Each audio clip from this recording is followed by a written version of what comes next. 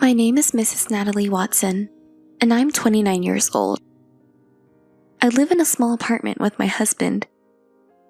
We've been married for 3 years and generally get along well. I say generally because I've become unhappy with my husband over the past few years.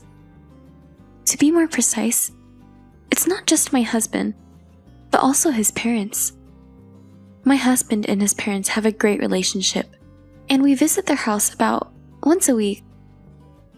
At first, when I was taken to my in-laws' house, I thought, he's such a filial person. However, every time I went to their house, my in-laws repeatedly said, "Natalie, when will you quit your job? A woman's job is to take care of the home." Gradually, I started to dislike going to their house. I enjoy my current job and want to keep working as long as I can. I told my husband this before we got married. Even when his parents blame me, my husband doesn't even make eye contact, acting as if it doesn't concern him. I started to dread going to my in-laws' house, and there are times when I told my husband, "Why don't you just go by yourself?" However, my husband would say, "My parents want to see you too," and force me to go with him. Eventually, I gave up trying to convince him otherwise. However, I couldn't bring myself to say this to his parents, as it might hurt my husband's feelings. But I couldn't bring myself to tell his parents that, as it might hurt my husband's feelings. In the end, all I could do was smile and brush off their comments each time. While I disliked my husband's indifferent attitude, what I hated most was being asked by his parents, "Why don't you have a child?" I, myself, like kids and thought it would be nice to have one. However, you can't force a child to be born, and it's not something that can be easily done just by wanting it. First of all, I couldn't understand the idea of having a child just for his parents' sake. Honestly, I wanted them to leave me alone.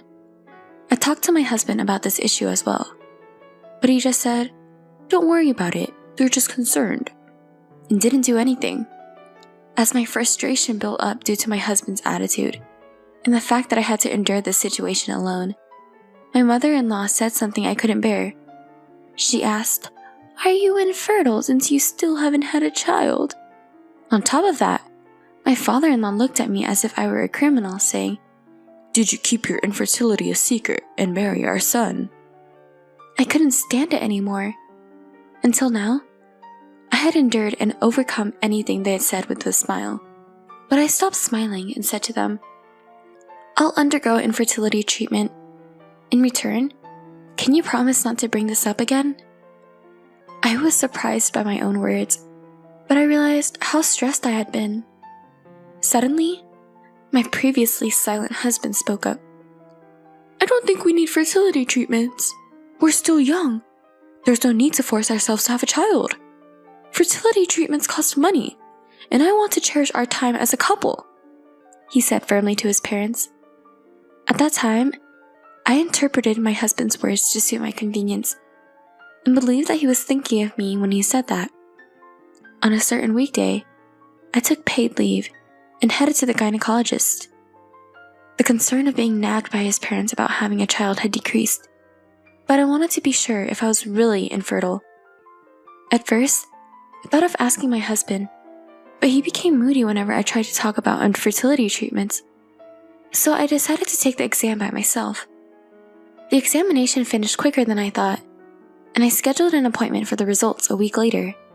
On my way out, I happened to meet eyes with a pregnant woman in the waiting room. I recognized her face and stopped in my tracks.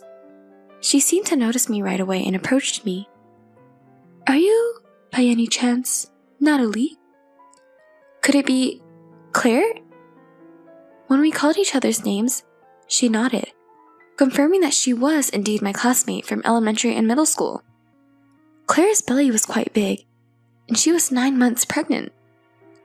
She had just finished her regular checkup, so I decided to visit her house while walking her home. Claire's house was close to mine, and I was surprised by that. But I was even more surprised to learn that her husband and my husband worked at the same company. Catching up on our current lives and chatting about our school days, my eyes were naturally drawn to Claire's belly. Noticing my stare, she asked, "Do you want to touch it?" "Is it okay?" I asked back, and she replied, "Of course." I gently touched Claire's belly. In my memory, Claire had a great figure with a slim waist, but now her body had grown so much. I was filled with amazement and the wonder that there really was a baby inside her. After keeping my hand on her belly for a while, I felt a faint movement when I tried to pull away. Surprised, I looked up at Claire. "Did it just—" "Yeah, it started moving recently." "That's amazing." "Yeah."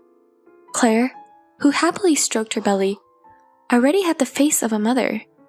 Before I knew it, I found myself saying, "I'm envious." I made a face as if I'd said something I shouldn't have, and quickly looked away from Claire. Claire, sensitive to people's emotions, seemed to have noticed enough and asked, "If I'm misunderstanding, I apologize, but did something happen?" I hesitated to talk about it, but I thought I couldn't deceive Claire's eyes, so I told her about the situation with my in-laws and children. Once I started talking, I couldn't stop, and I ended up telling her everything, including the fertility test I had taken at the clinic today. I thought maybe I'd said too much, but a strange sense of trust prevailed, making me believe it was okay to talk to Claire about it. Above all, I think I wanted someone to hear my pent-up frustrations from the past few years. While I talked, Claire just nodded and listened quietly. After I finished talking, Claire said, "You've been holding back for so long. You endured it well. If it were me, I couldn't have held back and would have cut ties with my in-laws." "Yeah, I just realized it now, but it seems I've been under a lot of stress. I feel a bit relieved after talking to you, Claire. At least my husband stood by my side, which was a small consolation." I said that with a light laugh, but Claire's expression remained tense. I was perplexed because I didn't know why Claire was making such a face, so I called her name. Then, she hesitated for a moment before reluctantly opening her mouth to speak. "It's about your husband. Anyway, it might be better not to tell him about the test for now," Claire said with hesitation. "Huh?" I blinked at Claire's unexpected words. Curious about why Claire said those words, I asked her directly. Then, Claire started to tell me something astonishing. I couldn't digest what she said, and I somehow made it home with unsteady steps. Ever since I got home, I had been sitting on the sofa, pondering over what Claire had told me. I didn't want to believe it, but I also couldn't imagine Claire lying about something like that. Moreover, I had been feeling doubtful about my husband's behavior. If what Claire said was true, I couldn't forgive him. I made up my mind and decided to find out the truth. My husband and I were visiting my in-laws after a long time. As my husband and in-laws were eating tea and snacks, my mother-in-law suddenly asked, "So, when will you quit your job, Natalie?" Until now, I would have replied, "I don't have plans to quit yet," but this time was different. "I suppose I'll quit when we have a child," I replied. Hearing that, my mother-in-law blinked and said, "Well, you finally decided to have a child." My father-in-law also excitedly said, "Ooh, will I finally get to hold a grandchild?"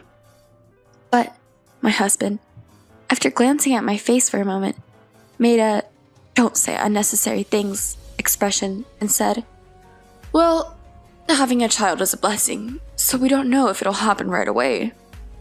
As expected, my husband reacted the way I thought he would. I glanced at him and said, "Actually, I went to the gynecologist the other day and showed him the results of my infertility test. It stated that there were no issues. I spoke to my husband before he could say anything. I'm starting to want a child, too. You'll cooperate for the sake of your parents, right?" My husband looked back and forth between the test results and my face, then turned bright red and yelled, "I'm not taking any infertility treatments. I won't get tested either." His parents were shocked by his sudden change, but I understood that what Claire had said was true and felt disappointed. "Hey, do you know Mr. Howard?" When I asked, my husband looked surprised, wondering how I knew. I decided to tell him without waiting for his response. "His wife is my friend. Apparently, you've been saying things at work like, 'My wife is a defective product who can't have children due to infertility. She's abandoned being a woman and only focuses on work. And I'm so pitiful to have married such a wife.'" As I looked at him with a cold gaze I had never directed at him before, his mouth trembled and he became defensive. "So what if it's true? Who else would want someone like you?" Watching my furious husband, I felt my feelings for him cooling down. Rather, I started to wonder what I ever saw in a man like this. Calmly, I pointed at the test results on the table and said, "I just proved there's no problem with me, right?" While my husband stayed silent, I brought up something that had been bothering me in the back of my mind. "Could it be that you're the one with issues?